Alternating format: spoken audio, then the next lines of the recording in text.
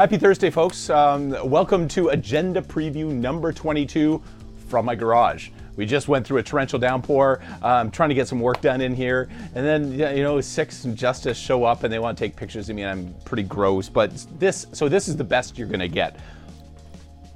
Two meetings next week. We have the Development and Heritage Standing Committee on Monday, September 16th at 4:30 p.m. in Council Chambers. And then we have the Environment, Transportation and Public Safety Standing Committee the following Wednesday, September 18th, again at 4:30 p.m. in Council Chambers. Click the links below for all the agendas for the live stream. If you want to show up at council, there's links to how you sign up as a delegate. So all that stuff's there. We're not leaving you hanging. So let's get into it. They're big, so I'm just I might be rushing through things a little bit here. So Development and Heritage Standing Committee on Monday. Okay, so we'll get into the Planning Act matters first. So item 7.1, it's a rezoning at 1534 Howard Avenue. So they want to rezone for a sixplex building, and they basically have to change the zoning from commercial to residential to permit it. Then item 7.2, rezoning for Better Made Cabinets, Inc. at 980 Lillian and 614 Erie Street. This is Bacchus Restaurant there on the north side of the street at Lillian. And basically what they want to do is they want to tear down part of the building behind to open up for parking. So we have to do a rezoning to allow that. Then item 7.3 is application for approval of a planned condominium. This is out in the East End. It's for a big building that we've already approved, and it's just basically to accelerate the construction of this multi-unit development. All right, so then we move into the Heritage Act matters, and there's a couple of them here. So item 10.1, we have a heritage alteration permit and community heritage fund request for the Descent of the Holy Ghost Romanian Orthodox Church. This is Seminole and Drouillard Road, kind of it would be the southeast corner there. So they're applying for up to $16,000 in grants to fix there's 5 roof domes on top of there. Item 10.2, the Ross Struthers House. This is it's at 2161 Riverside Drive West. They're applying for a heritage alteration permit to replace the second-story windows. It's a very distinctive building. It's very southwestern style stucco type of thing. You know it to see it. Item 10.3, Assumption Church Community Heritage Fund request. This is to redirect some funds that they already got approved for from repairing the foundation to that gorgeous copper roof. Item 10.4, the Mason Girardeau Manor. This is heritage alteration permit, 3203 Peter Street, and basically they want to put an addition on the back. And I've seen the renderings. It looks pretty good. 10.5, 3236 Sandwich Street. This is rock bottom. So basically, they're pulling down all the bricks out of a safety hazard. The bricks were pulling away from the wall, and they're putting their bricks back up. So it's a facade reconstruction, and they need permission because it's also a heritage building. Okay, moving into administration matters. Item 11.1, this is a response to a council question on the status of the Sandwich Community Improvement Plan for further incentives and improvements. So Sandwich got the one of the first community improvement plans. And the ward councillor, so Fabio Costante, is looking to sweeten the pot for some additional funds and some additional development in Sandwich. Item 11.2, this is a grant application made for a property of 1457 Drouillard. This is a facade grant for the Ukrainian Labor Federation Temple building. Then we move on to item 11.3. It's an alley closure. So if you are in the vicinity of Rossini and George, abutting 229 Rossini Boulevard, south of Riverside Drive, there's a request for an alley closure there. If you know it, you probably should have a say in it. Item 11.4, closure of another alley. This is in Ward 6. This is 974 Lozon Road. So between Lozon and Frank Avenue, another alley closure. Item 11.5, it's a response to one of my council questions. It's how do we deal with these what they're calling in here nuisance lighting. You've seen these LED strips in commercial districts.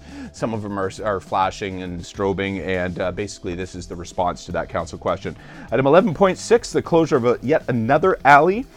This is between Sydney and Seymour Boulevard, east of Turner Road and west of Walker Road in Ward 9.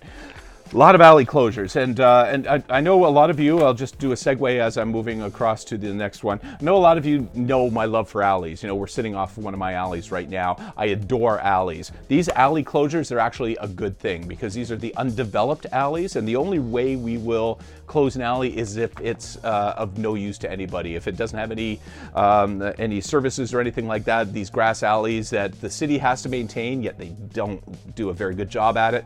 So I fully approve of the closing of these alleys because it saves the city of Windsor money and liability for that, because that is their property. So that's a little segue into my belief that we're doing a good thing with alley closures. Okay. So then we're moving on to the Environment, Transportation, Public Safety Standing Committee meeting Wednesday, September 18th at 4:30.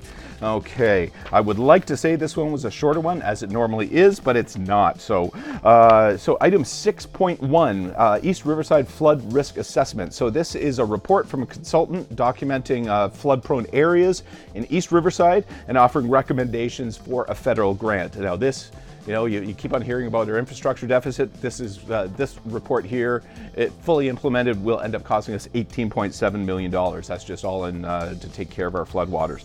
Okay, then we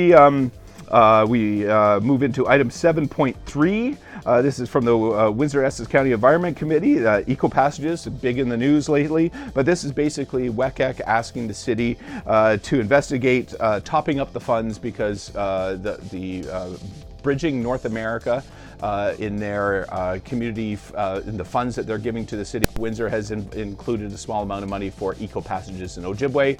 This is WECEC. This is the committee requesting that the city of Windsor top up the funds to install those eco passages. So that's report number 104 of the Windsor-Essex County Environment Committee.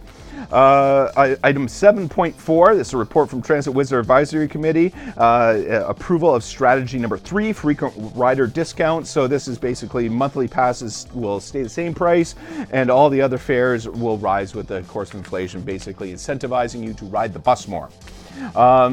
So item 7.5, report number 7 of the Transit Windsor Advisory Committee, approval of this new fare structure categories.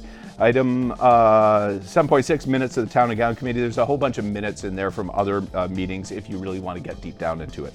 Okay, moving into administrative matters. I am on the last page, so it's almost done. Item 8.1 is adoption of the St. Paul and Pontiac pump stations in St. Rose and the Campbell University Drainage Area Studies Wards 2 and 6. So this is again to take care of flooding. This is because we have an inadequate infrastructure, and if fully implemented, $83.2 million. Remember this when we talk about infrastructure deficits. This is what it means. So combine those two there, it's almost $100 million. Item 8.2, a response to a council question from Councillor Geniak on traffic calming, basically saying these are the things that the options that we can move forward with, but there's not a lot we can do. People really like hitting the pedal on their cars. Item 8.3, residential parking permit policy. This is a response to one of my council questions, and it basically gives the outline about the residential parking permits. You've seen them around the university, you've seen them around the casino. Basically, I want to know, are they doing their jobs, and give a report back on these things. Item 8.4, community and corporate greenhouse gas emissions and energy monitoring report. This is an annual report. We get it once a year. And just a hint, we've gone up in CO2 emissions in every primary performance indicator so far. We need to do better. Then transit board items, because this committee is also the board of Windsor Transit as well. So it's just a little bureaucratical difference, but we also sit as the board of Transit Windsor. Transit Windsor fare structure review and Transit Windsor fare policies, we've described them before, but we're tabling the report and the implementation plan for public review. Okay, that's it. Okay, hopefully you see something, a kernel of information in there that you really like. Hopefully we see you within council chambers. I'm really thrilled that you stick with me to the end of all these things. It makes doing them very, very worthwhile, and I really appreciate you being engaged in the whole process. You have a great day. Cheers.